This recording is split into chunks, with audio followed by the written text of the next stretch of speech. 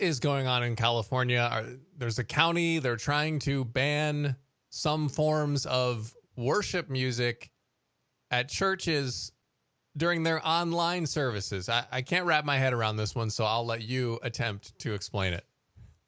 Yeah, so it's Mendocino County. It's apparently a county in Northern California. They're really strictly cracking down on churches doing live streams. So the crux of it's a 13-page document that the county officials released, and the crux of it is that no more than four people can be gathered at an actual church facility.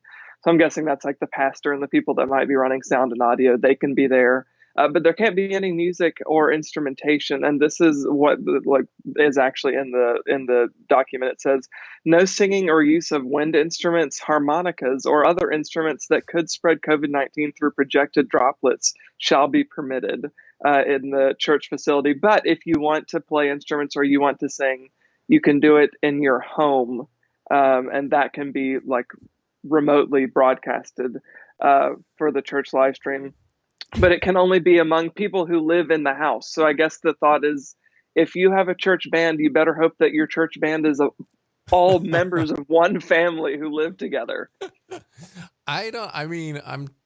I'm just trying to wrap my mind around the thought process here. How do they think they're enforcing this? There's so many questions leap out at me here, Trey.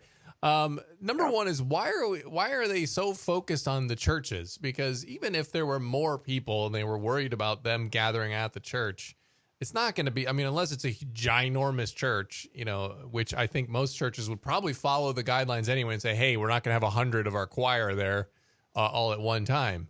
I haven't seen any. So it's a weird singling out of the churches here. Because from what I can tell, in a lot of other states, places like Planned Parenthood are open and people are traipsing on into the to the waiting rooms there, and they don't seem to have a problem with that. But heaven forbid the churches get together and play a few instruments on stage. So what is the deal here with the targeting of the churches? Any clues? Yeah, well, to be fair, the document it's for any sort of venue that would be broadcasting music or services, but as far as I know, So in case Planned Parenthood starts breaking out into music while they're right, online, yeah. they're covered. They're totally covered in that. Yeah, that's what I was going to say. Is the only people I know who are broadcasting services on a weekly basis or bi-weekly basis Right. right now are churches. So Right. it's hard for me to see how this is really intended for anybody other than churches, Christians right. or religious people who are Right. broadcasting services. So yeah, I don't understand what they're hoping to gain by doing this, or how it would ever be enforced. I mean, I guess, are they going to have people who are like police officers who are just perusing Facebook all day long to see like what churches in Mendocino County are streaming, and is there someone playing a harmonica in the church? Like, that's what I also don't understand is why is a harmonica specifically listed as an instrument that is banned? I mean, can you imagine the scene? It's like they come in and it's like, do you have your harmonica permit? Yeah. So it's hard for me to see what the motivation here is, other than just the opportunity to crack down on religious broadcasts. This seems to be a bizarre trend, Trey, because we've covered on Faithwire a couple different stories. The one down in, I think, Mississippi. And I don't know if that particular pastor had beef with the sheriff or that was previous, because, the sheriff decided to make an example out of this church who were just meeting in a drive-in service with the people separated, windows up, zero harm at all. And they had this absurd show of force with 20 some cop cars there ticketing people $500 for showing up if they didn't leave. This is just a really weird trend that's going on around the country, and it's like I don't get it. I just don't get it. I mean, are churches like the only place they think people are going to gather? I mean, is there no other gatherings that are happening? Like, I don't know. Yeah, I can't explain it. Yeah. The same thing that was happening in Mississippi was also happening at churches in Kentucky, and we at Faithwire spoke with a pastor at First Liberty Institute, a lawyer at First Liberty Institute the other day in the videos on our YouTube channel. And he was making the point that, like, okay, a Sonic drive-in or whatever restaurant you go to is having their parking lot packed with cars waiting to pick up food. But a church where, like you said, the people are sitting in their cars with their windows rolled up. At most, they're waving at one another, and that's somehow dangerous and could be spreading COVID-19 among congregants. It's all super bizarre, and from California to Mississippi and Kentucky, all of these things just seem like a way for the government to step in and have some sort of exercise some sort of power, and I guess now they have an excuse to do it. So for some local people who have beef with churches or have beef with particular ministers or whatever, are using this as an excuse, I guess, to overreach, because none of it makes any sense to help stop the spread of COVID-19. Right. And obviously everyone wants to be safe. And, I think Sure. churches are struggling with this idea of we want to keep meeting somehow, whether it's online. Like that particular church in Mississippi, I know they had an older congregation. So that was the reason why Right. they wanted to do the drive-in, because none of them have computers or know how to do any of that stuff.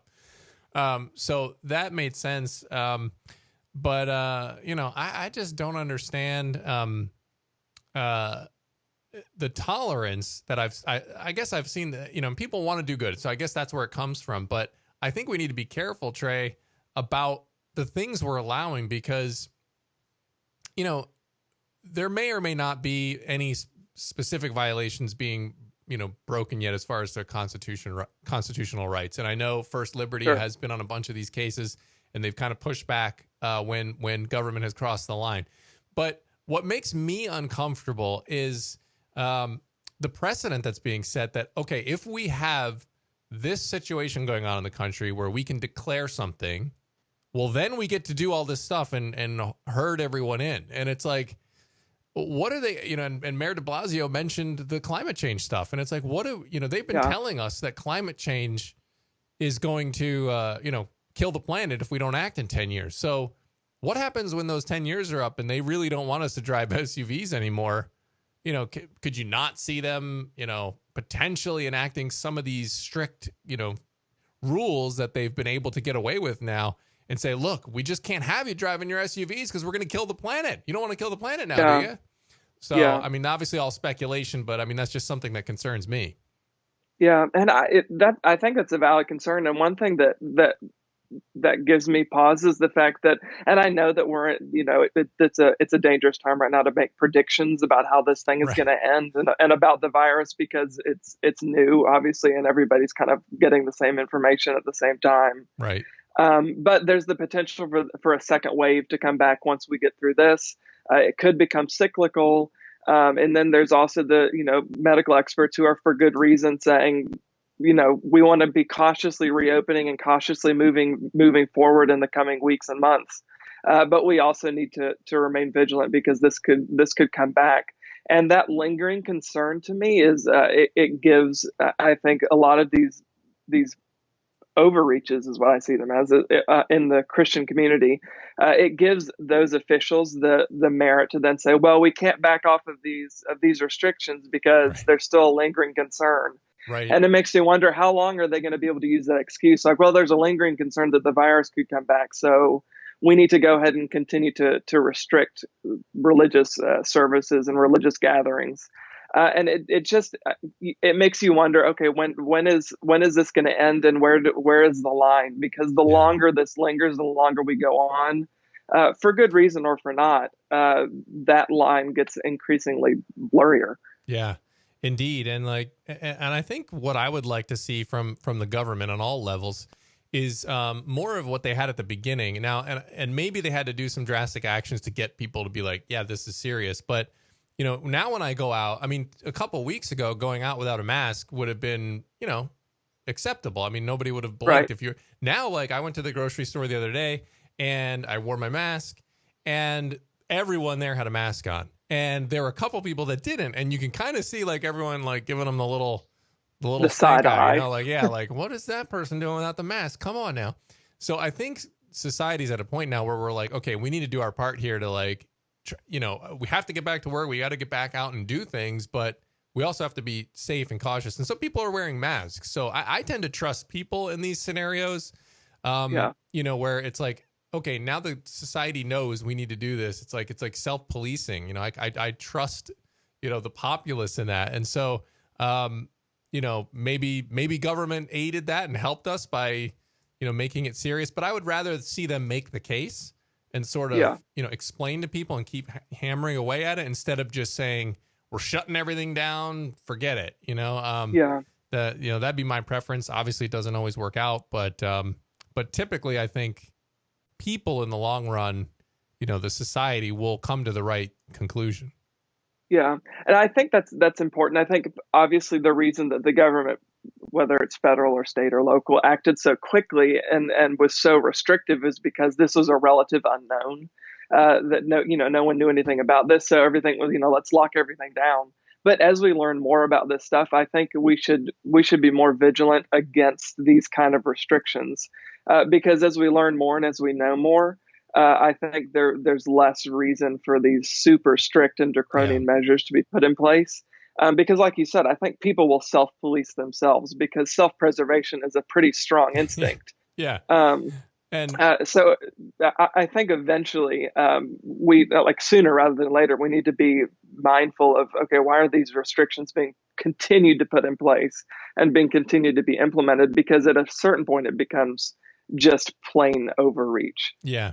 And look, at the very least, we've got to push back at least to say, hey, what are we doing here? At least ask the questions, because if we don't say anything, governments over history, it's just been well proven that if you give them an inch, they will take a mile. So, you know, you can't just sit there and just go, oh, well, they're doing it in our best interest, because politicians don't want to get blamed for stuff. They're motivated.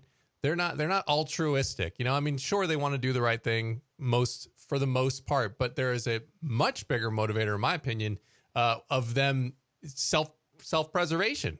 They don't want to be the ones that get blamed for having the virus spread because they didn't do something. So they're more willing to overreact. So I always think it's a healthy thing for us to push back and check where our freedoms are and say, hey, what's going on with this? Where's your constitutional basis? You know, what's going on here? And if they can provide one, great. That's great. But if they can't, well, then are we really free, or are we just free until they say we're not, you know, free anymore? So, well, it's something to watch, Trey. You know, I'm glad that we and you have been covering these sorts of stories. I think we need to keep doing it because, you know, churches seem to be target number one when it comes to these regulations, harmonicas and all. So, thanks for covering it, Trey. Thanks.